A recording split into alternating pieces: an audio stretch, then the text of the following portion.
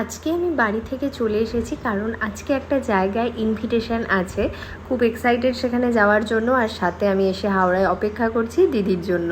যাই হোক, 15-20 মিনিট অপেক্ষা করার পর ফাইনালি ম্যাডামের দর্শন পাওয়া গেছে আর আমরা চলে এলাম হাওড়া মেট্রোতে। কারণ এই দিন আমরা যেখানে যাচ্ছিলাম সেখানে হাওড়া ময়দান মেট্রো হয়ে যেতে হবে, তো সেই জন্য ফার্স্ট টাইম আমরা হাওড়া ময়দান মেট্রোর দিকেও যাচ্ছি।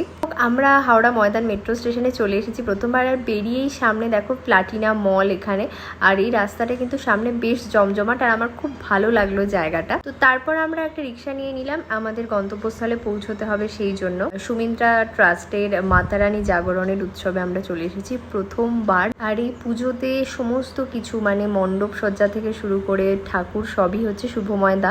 এখানে এসে এরকমটা হবে একেবারেই আশা করতে পারিনি, কারণ আমরা জাস্ট ভেবেছিলাম যে ইনভিটেশন কার্ড দিয়ে এসেছি, ভিডিও টিডিও করব, কিন্তু এখানে আমাদের সম্বর্ধনা দেওয়া হবে এটা আমরা